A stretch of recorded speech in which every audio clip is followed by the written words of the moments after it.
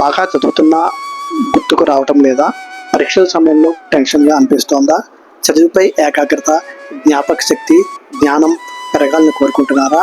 అయితే ప్రతి విద్యార్థి తప్పక తెలుసుకోవాల్సిన దైవం శ్రీ హయగ్రీవ స్వామి. పాఠశాలకు వెళ్ళే పిల్లలు ప్రతిరోజు కొద్దిసేపు జ్ఞానానందమయం దేవం నిర్మల స్ఫటికాకృతిం ఆధారం సర్వ విద్యానం హయగ్రీవం ఉపాస్మహే అనే శ్లోకాన్ని ధ్యానించడం ద్వారా మనస్సు ప్రశాంతత, ఆత్మవిశ్వాసం కలిగి పరీక్షలను ధైర్యంగా ఎదుర్కోవడానికి మానసికంగా తోడ్పడుతుంది. శ్రీ మహావిష్ణువు ధరించిన ప్రతి అవతారం వెనుక ఒక గొప్ప పరమార్థం ఉంటుంది. లోకంలో ధర్మాన్ని కాపాడటానికి, దుష్టశక్తులను సంహరించడానికి, భక్తులను రక్షించడానికి స్వామివారు అనేక అవతారాలను ధరించారు. అలాంటి అత్యంత విశిష్టమైన అవతారాలలో శ్రీ హయగ్రీవ స్వామి అవతారం ఒకటి.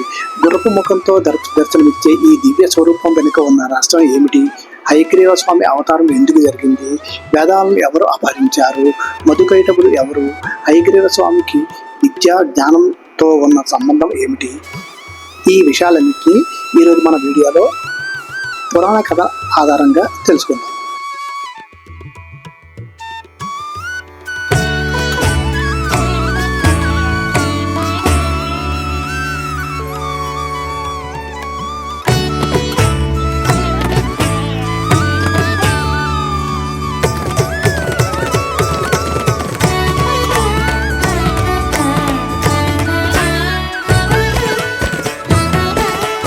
ఆధ్యాత్మిక వారిని యూట్యూబ్ ఛానల్కు తిరిగి స్వాగతం. నేను మీ బలరాం తల్లాప్రగడ.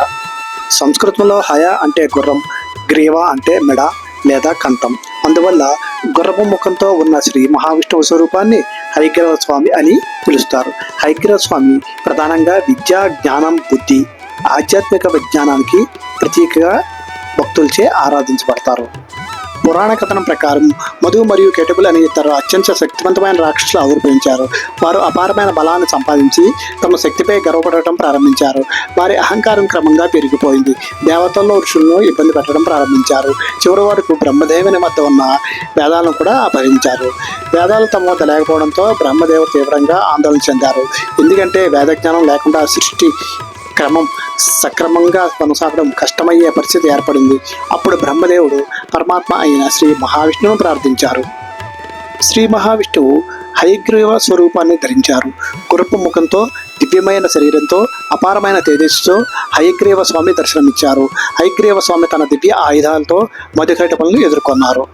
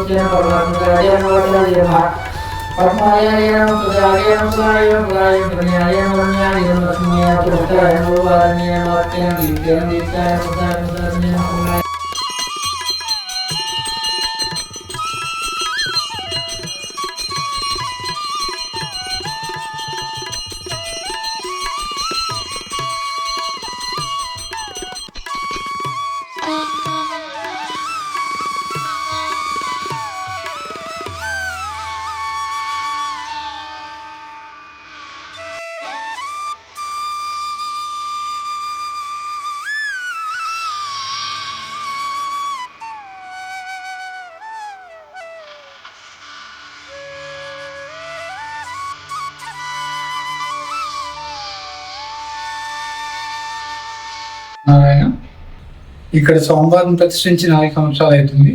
ఈ గుడి యొక్క దాతలు వీరారెడ్డి అండ్ సుధీర్ రెడ్డి అండ్ సునీతారెడ్డి.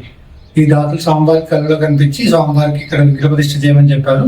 స్వామివారు అలాగే భక్తులు తనకు తోచినంత చిన్నగా మొదట స్వామివారి ఏమైనా ఆలయం కట్టించాలని దృఢ సంకల్పంతో ఈ ఆలయం నిర్మించారు. ఇంకా కన్స్ట్రక్షన్ పరిధిలోనే ఉంది. ఇంకా మెల్లమెల్లగా స్వామివారి యొక్క మొత్తం ఆలయ ప్రాంగణం అంతా చుట్టుపక్కల మొత్తం మనకి వివిధ విగ్రహాలతో పాటు వివిధ దేవతలతో పాటు మనకి స్వామివారి ఇక్కడ ప్రతిష్ఠ చేస్తారు. ఇంకొక సంవత్సరంలోగా గుడి మొత్తం పూర్తి అయిపోతుంది.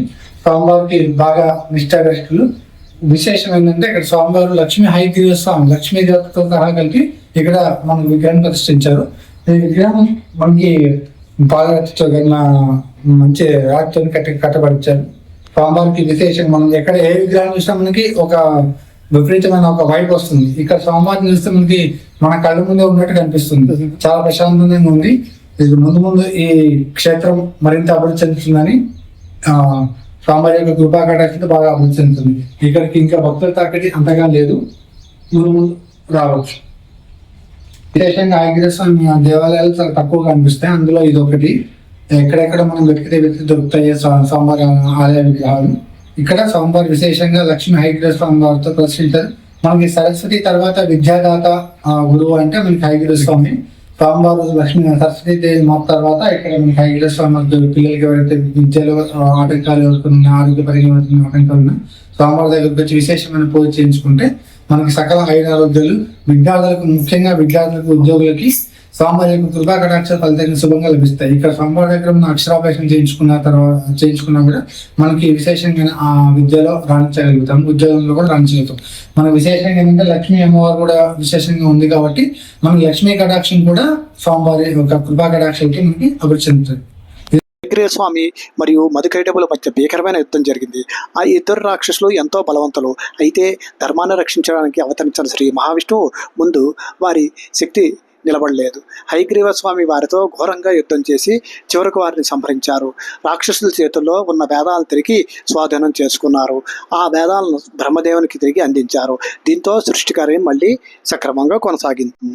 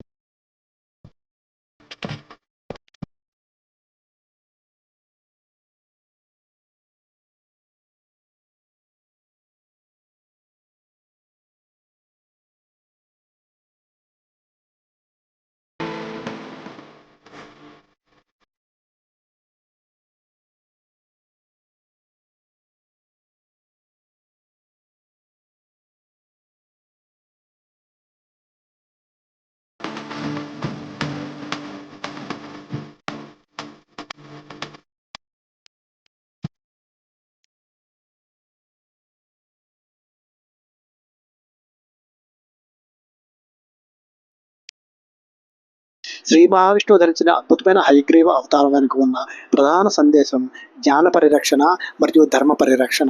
శ్రీ హయగ్రీవ స్వామి విద్యను కోరుకునే వారికి, జ్ఞానాన్ని కోరుకునే వారికి, ఆధ్యాత్మిక మార్గంలో ముందుకు సాగాలనుకునే వారికి ఆదర్శ దైవ స్వరూపులుగా నిలిచారు.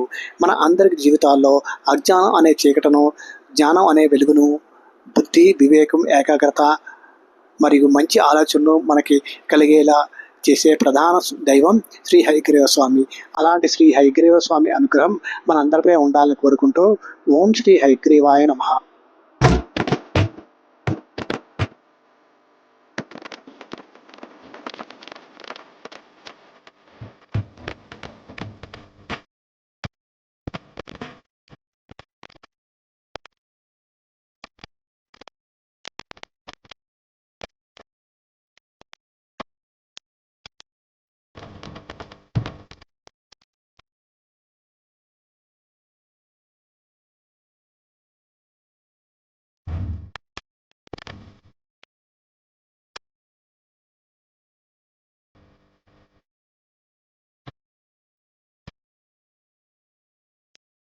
ఈ వీడియో నచ్చితే లైక్ చేయండి, కామెంట్ చేయండి, మీ కుటుంబ సభ్యులు మరియు మిత్రులతో షేర్ కూడా చేయండి.